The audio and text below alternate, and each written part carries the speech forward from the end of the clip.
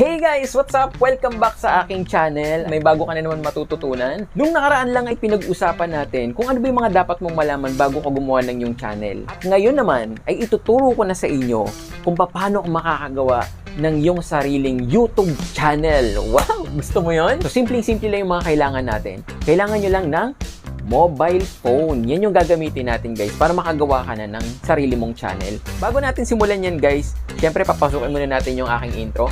Intro, pasok.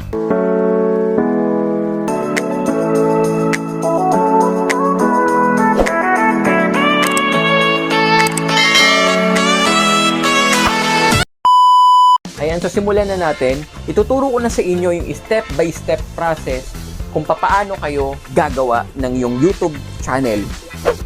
Nandito na tayo ngayon sa ating homepage. Ang una nyong kailangan gawin, i-click nyo tong Google Chrome. Kailangan muna natin gumawa guys ng Google account bago tayo makagawa ng ating YouTube channel. Nandito na tayo sa homepage. Kung makikita nyo dito sa may upper right side, merong parang bilog na may parang taong kulay blue. Pindutin natin yan. Tapos yan, kung meron ka ng account, ilalagay mo na lang yan dito. Yan. Pero kung wala pa, dito sa may left lower, may nakalagay create an account, gawa ka ng create.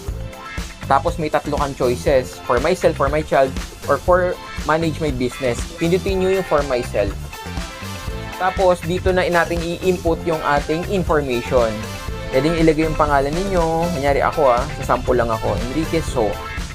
Yan. Tapos gagawa na kayo ng inyong unique na username.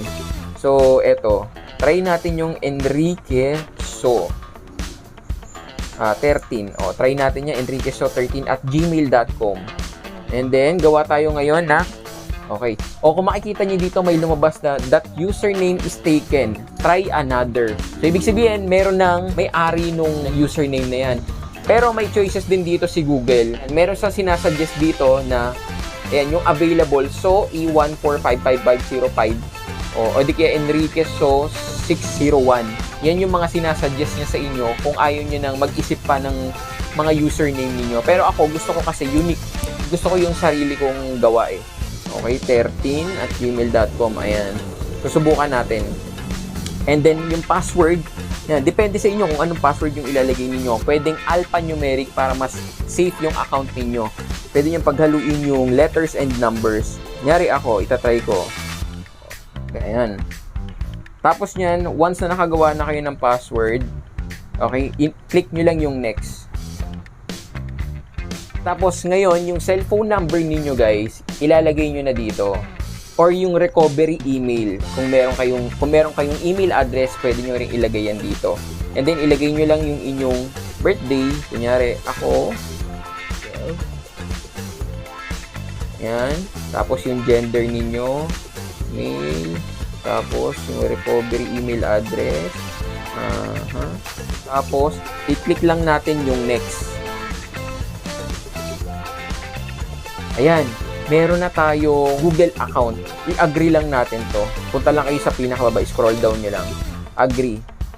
Ayan guys. So okay na. Meron na tayong account. Ayan na siya. So enriqueso13@gmail.com kung makikita nyo. Ngayon naman, meron na tayong Google account. Pupunta naman na tayo ngayon sa ating YouTube application. Punta tayo dito. Tapos, i-input natin yung email na ginawa natin kanina. Okay, enriqueso13@gmail.com. Tapos niyan, magsa-sign in lang tayo. Yung password natin kanina, input natin. Click lang natin yung next. Skip natin yan muna. And then, agree lang natin. Madali lang to guys. Sobrang dali lang para makagawa kayo ng inyong YouTube channel. Kung mabilis yung internet ninyo, mas mabilis ninyong magagawa. Ayan na guys. Nakapasok na tayo. Meron na tayong Google account. Enrique So. Ayan. Tapos nandito sa baba yung ating account username. Okay, ngayon naman pumunta tayo sa ating YouTube application. Kung makikita ninyo, lalabas na ang inyong ginawang Google account. Ayan, yung letter E. Alam nyo kung bakit siya meron letter? Kung saan nag-start yung first letter na name na nilagay ninyo, yun yung lalabas dyan. Kaya letter E. Punta kayo dito sa may upper right side, i-click nyo yung letter E, yung sa akin. So tapos, punta kayo sa may your channel. Andito na kayo ngayon, gagawa na kayo ng inyong YouTube channel name. Wow! Congratulations! Ngayon, ito na yung magiging channel name ninyo. Tip ko lang sa inyo, pag gagawa kayo ng channel name, dapat unique. At bago ninyo i-save, mag-try muna kayong mag-search sa may search bar ng YouTube kung meron kayong kaparehong pangalan. Kunyari, yung pangalan ko, Enrique So. Tatry ko muna i-search nyo sa may search bar ng YouTube kung meron ba akong kapangalan na Enrique So. Ngayon, kapag may kapangalan kayo, wag na yun yung gagamitin ninyo. Dapat kasi unique. Yung tipong kayo lang yung gumagamit nun, no? Para searchable siya agad. Kagaya niyan, Enrique So. Papalitan natin yan. Kunyari, ang gusto kong ilagay dyan ay Pogi King. Depende sa inyo kung anong ilalagay niyo. Basta sabi ko sa inyo, dapat unique. Pogi King. I-save natin. Okay, i-save natin. Tapos mag-upload din kayo ng inyong picture para makilala kayo ng ibang tao. Ito yung napili ko ngayon na profile picture ko. Ayan. Sample lang naman to, guys. Yan. Ngayon, nakapag-upload na ako ng aking profile picture. Tapos nakagawa na rin ako ng unique na YouTube name ko. It's time para gawin na natin ang ating channel. Ayan. Pindutin nyo yung create channel. And then that's it!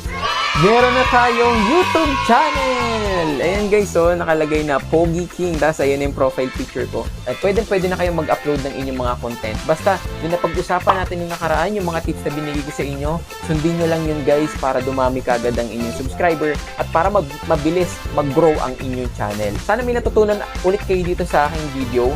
Kung nagustuhan mo tong video na to, bigyan mo naman ako ng isang malupit na thumbs up dyan. At kung gusto mo pa ng mas marami pang mga YouTube tutorial, mag-subscribe ka na dyan sa baba at hit mo na rin yung bell para lagi kang ma-update sa mga bago ko pang video na i-upload. Yun guys, marami pa akong i-upload dito na tutorial sa YouTube. Kaya abangan nyo yung mga susunod ko pang mga videos. Muli, maraming salamat sa pagtambay dito sa